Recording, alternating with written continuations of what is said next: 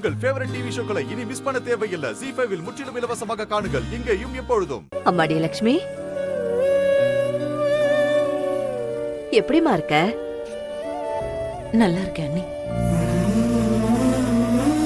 கோகிலா, 35 வருஷம் ஆச்சு, இன்னும் கிரகப்பிரவேச பத்திரிக்கை வரவே இல்லையே. ஒருவேளை நமக்கு சொல்லாமலே பண்ணிட்டாங்களோ? நீ எழுதி வச்சுக்கோன, இவர் கண்டிப்பா நிலம் வாங்குவாரு. அந்த நிலத்துல இதை விட பெருசா ஒரு வீட்டை நாங்க கட்டுவோம். அந்த வீட்டோட கிரக பிரவேசத்துக்கு நான் உங்க எல்லாரையும் கூப்பிடுவேன். அது வரைக்கும் நான் இந்த வீட்டோட வாசப்படியை மிதிக்கவே மாட்டேன். இதோ இந்த தாலி மேல சத்தியம்.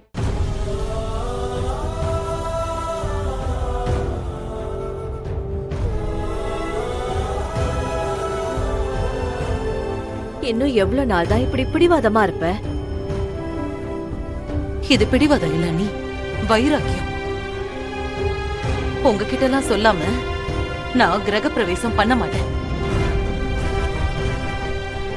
பத்திரிக்கை வைக்க கண்டிப்பா நான் வீட்டுக்கு வருவேன். நீ கண்டிப்பா வருவேன். நாங்க இன்னும் தோத்து போயிடல. நீ இன்னும் அதையே மனசுல நினைச்சுக்கிட்டு இருக்கல்ல? நீ பாட்டுக்கு கல்யாணம் பண்ணிக்கிட்டு போயிட்ட. அதுக்கப்புறம் நம்ம வீட்டுல என்ன நடந்துச்சுன்னு தெரியுமா? என்ன? ஏய், நம்ம குடும்ப விஷயத்தை சம்பந்தம் இல்லாதவங்கள்ட்ட சொல்ல வேண்டிய அவசியம் இல்லை. ஆனா ஒரு விஷயம் இப்ப எனக்கு நல்லா புரிஞ்சு போச்சு. இந்த ஜென்மத்துல அவ சொன்ன கிரகப்பிரவேசம்லாம் நடக்க போறதே கிடையாது.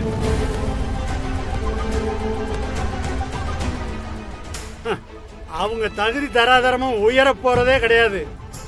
வா, வந்த வேலையை பாரு. ஏங்க கொஞ்சம் நில்லுங்க. என்னதான் இருந்தாலும் அவ உங்க தங்கச்சி இல்லையா?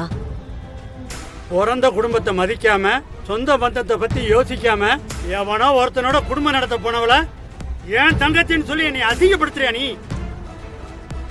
என்னதான் நீங்க வேணான்னு ஒதுக்குனாலும் அன்னைக்கு என்ன நடந்துச்சுன்னு சொல்றது நம்ம கடமை தானங்க.